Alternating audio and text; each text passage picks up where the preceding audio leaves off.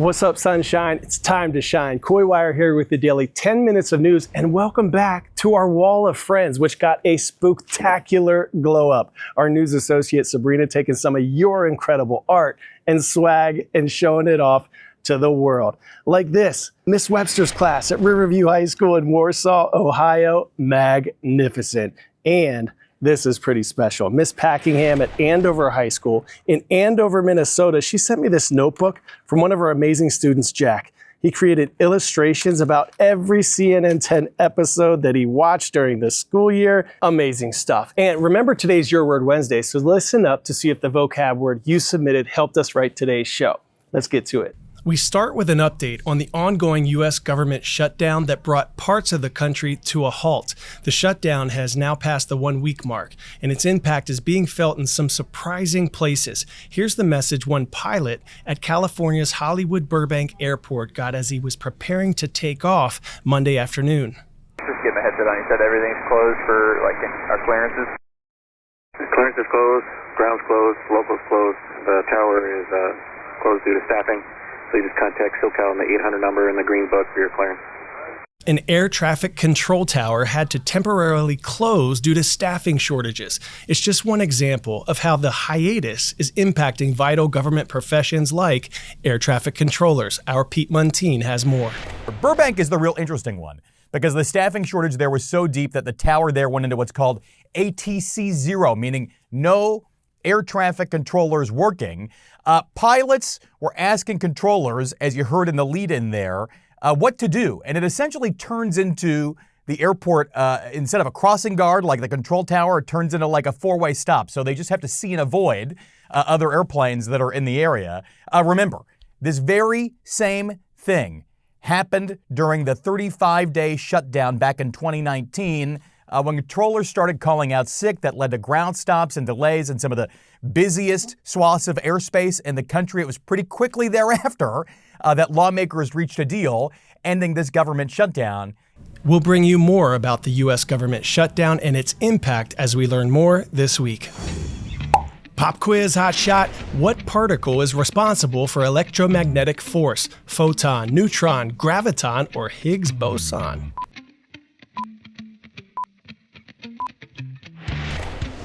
If you said photon, keep shining. Every color of light has different energy photons. Blue light photons are more energetic than red light ones, did you know?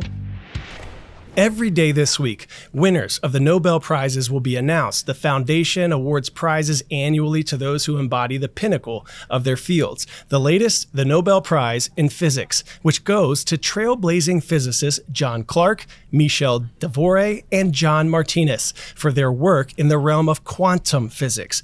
They share the award for the, quote, discovery of macroscopic quantum mechanical tunneling and energy quantization in an electric circuit. Just as I predicted in my Nobel Prize winners bracket.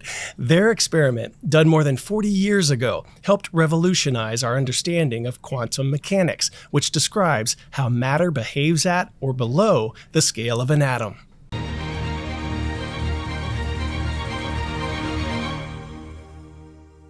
To Florida now, where conservationists are busy implementing an enormous restoration plan for one of the largest wetlands in the world, the Everglades. But it once was nearly twice that size, did you know, before canals and dams altered its landscape. Today on Call to Earth, we'll witness the monumental task of bringing back its natural flow.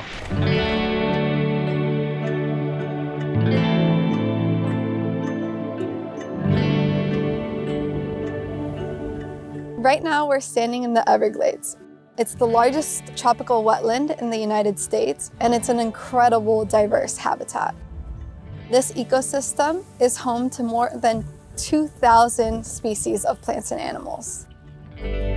Known as the River of Grass, the Everglades begin at Lake Okeechobee and flow south through cypress swamps, sawgrass marshes, and mangrove forests before spilling out into Florida Bay. This is peat soil, unique to the Everglades, and it functions to capture carbon from the atmosphere and store it. It's one of the most important features of the Everglades and something that we work hard to protect. Natalie Aguirre is a scientist with the Everglades Foundation. one of many groups working to restore and protect this iconic wetland. At the end of the 19th century, as people started moving to South Florida, they started agriculture, building roads, cities, and all of that diverted the natural flow of the Everglades. Decades of human development drained the Everglades, polluted its waters, and threw its delicate ecosystem off balance, impacting many plant and animal species along the way. That's when we started realizing that all of this water is connected and that something needed to be done to restore this ecosystem. In 2000, the US government established the Comprehensive Everglades Restoration Plan to remove barriers and bring back its natural flow. The Comprehensive Everglades Restoration Plan involves 68 different projects across South Florida. It's a very complex project, but the benefits are worth it because we need enough fresh water coming south to maintain the biodiversity and the other functions that the Everglades provide us. It protects us from hurricanes and storms, it helps us with flooding, and it provides drinking water for 9 million South Floridians. Just south of Lake Okeechobee, the crown jewel of the restoration plan is taking shape in the Everglades Agricultural Area, or EAA, led by the U.S. Army Corps of Engineers. The EAA Reservoir is a mega civil works project. It reconnects the freshwater from Lake Okeechobee to the heart of the Central Everglades. It holds water so that it can be redelivered back to the Everglades in the right distribution with good quality. Basically, all this area where we're standing right now will be full of water. What you see around us is limestone that is natural from this location. We're repurposing it and making it engineered material for the construction of the reservoir.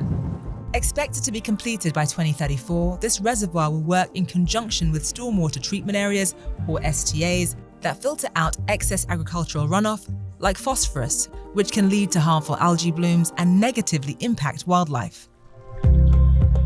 While restoration is in various stages, and there may be decades to go before total completion, Natalie says they're already seeing the positive effects of their work. There's ongoing scientific investigation to understand truly the impacts that more fresh water has on the system. So scientists are already reporting countless more birds and other organisms compared to years past. The lesson we've learned over time is that for all of us to live here, we have to be in balance with nature because nature is our path to our sustainability and our future for all of our communities.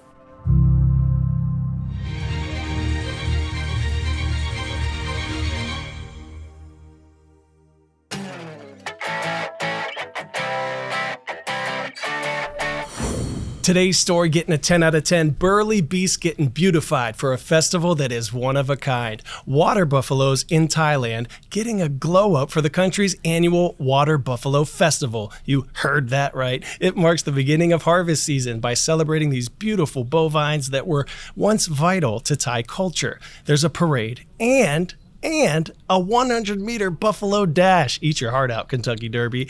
The water buffalo population there that was once in decline as a result of farmers turning to modern tech like tractors, but these contests actually helped to revive interest in the animals. In 2017, the country even declared a National Thai Buffalo Conservation Day. Buffalo, yeah. All right, very excited. This Friday is October 10th, 10/10, and we are highlighting one of you. Maybe you or your friends or your team pulled off something incredible this year. Maybe aced an important exam, learned a new skill or dance or did something to help those in your community. Send an email with your parents' permission to cnn10@cnn.com or post photos or an edited video on the socials with the hashtag MyCNN10, tagging @KoiWire and @CNN10, including the who's and what's about what we're seeing along with your school, city, and state in the comments so we can help you tell your story. Congrats to Mr. Neighbor and Kamiak High School in Washington for submitting hiatus today, a noun that means a pause or gap in a sequence or series or process. Thank you for boosting our vocabulary. Our shout out of the day goes to the Lovett School in Atlanta, Georgia. Mr. Wurzba, rise up. Thank you for making us part of your day. Go out, be a difference maker for someone today. I'm Coy Wire, and we are CNN 10.